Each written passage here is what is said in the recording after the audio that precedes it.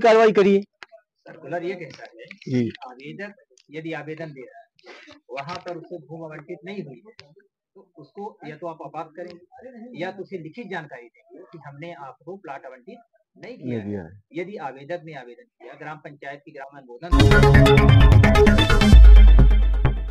जन जन की आवाज, सिटी न्यूज MP। जब शिवराज सरकार ने दिए पट्टे तब भाजपा विधायक क्यों हटवाने पर तुले?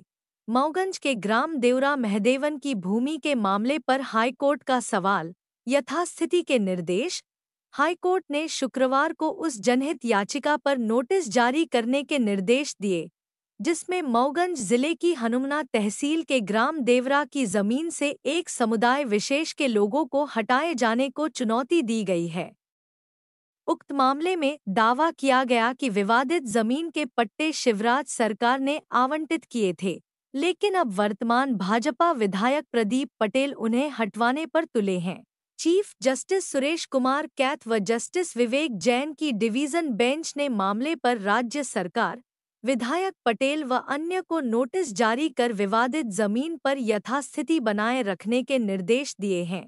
बता दें कि याचिका मऊगंज के हटवा गांव निवासी अधिवक्ता नरेंद्र बहादुर सिंह की ओर से दायर की गई है। आवेदक का कहना है कि देवरा गांव में खसरा नंबर 128 भाग 1 की 3 हेक्टेयर भूमि पर पिछले कई वर्षों से विभिन्न समुदाय के करीब 60 परिवार रह रहे हैं। इतना ही नहीं, इन जमीनों के पट्टे शिवराज सरकार द्वारा वर्ष 2022-23 में जारी किए हैं। वहीं आवेदक का आरोप है कि स्थानीय विधायक प्रदीप पटेल ने गुंडों की मदद से उक्त जमीन को खाली कराने के लिए अधिकारियों पर दबाव बनाना शुरू किया। बीते 19 नवंबर को जमीन पर बने मकानों को ढहाने के लिए स्थानीय विधायक प्राइवेट JCB लेकर पहुंचे। लोगों के विरोध के चलते काफी बवाल मचा। मामले की शिकायत कलेक्टर, SP के अलावा IG से भी की गई, लेकिन कोई कार्रवाई न होने पर यह याचिका दायर की गई। मामले पर शुक्रवार को हुई प्रारंभिक सुनवाई के दौरान आवेदक की ओर से वरिष्ठ अधिवक्ता मनोज शर्मा व अधिवक्ता काजी फखरुद्दीन और राज्य सरकार की ओर से उप महाधिवक्ता ब्रह्मदत्त सिंह हाजिर हुए। सुनवाई के बाद युगल पीठ ने अनावेदकों को नोटिस जारी करके अंतरिम आदेश पारित किए। एक मामला आया है आप लोग के सामने देवरा विवाद वाला, देवग्राम देवरा के। इसमें हमने सिविल सूट भी फाइल किया था। इसके पूर्व में भी हाई कोर्ट में पिटीशन दायर की थी, वहां से अभी तक स्टे जारी है। लेकिन हाई कोर्ट में हमको लिबर्टी दी थी कि आप नए तथ्यों के आधार पर, नए दस्तावेजों के आधार पर अपनी नई याचिका और नई अपील प्रस्तुत कर सकते हैं।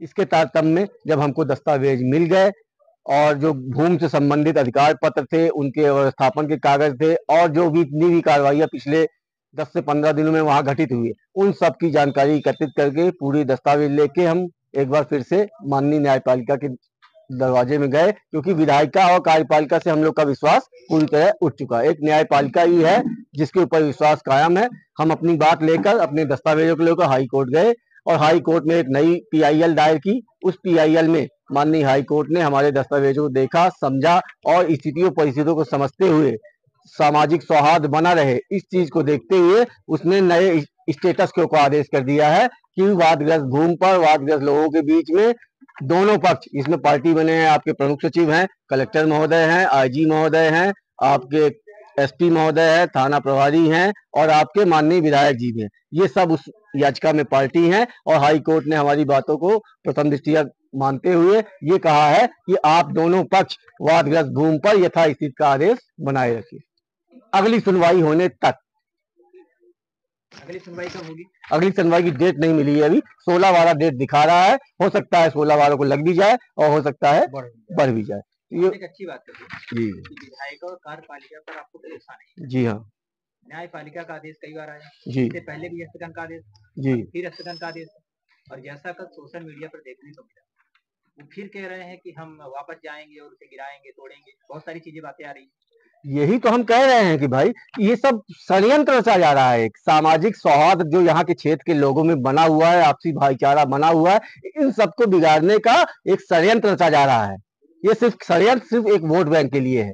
तो इस षड्यंत्र को इस जनता समझ चुकी है। देखिए, इसको सफल होने नहीं देगी। और हम तो प्रशासन से कहेंगे, अगर ऐसा कोई सामाजिक सौहार्द बिगाड़ रहा है तो उसके विरुद्ध कार्रवाई करे। अभी क्या है? जी हाँ, तहसीलदार से हमारी बात हुई। तहसीलदार कल सिविल कोर्ट में उपस्थित हुए। हमने जो वहाँ पिटीशन लगाया वहाँ उपस्थित हुए हैं, सिविल पिटीशन। उसमें ये हाई कोर्ट की स्टे की कॉपी उनको उपलब्ध करा दी गई है, तो उनको पूरी मामले की जानकारी है। एक मामला प्रकाश में आया है कि तहसीलदार ये मानने को तैयार नहीं है कि आवेदक ने 128/1 में जहाँ पर आवेदन जी वो वहाँ पट्टा उनको नहीं दिया गया है, वो 27 से 86 में पट्टा दिया गया। जी, इसके संबंध में आपको दस्तावेज दिखा रहे हैं। ये भूमि स्वामी अधिकार पत्र का ये आवेदन पत्र है।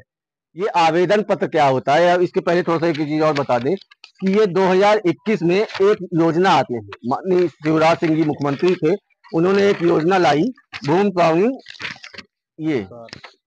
स्वामी मुख्यमंत्री आवासीय भू अधिकार योजना के अंतर्गत ग्रामीण क्षेत्रों में आबादी भूखंड पर उनको पट्टा प्रदान किए दिशा निर्देश। ये दिशा निर्देश आता है 2021 में, और इसके परिपालन में राजस्व अधिकारी कार्रवाई चालू करते हैं।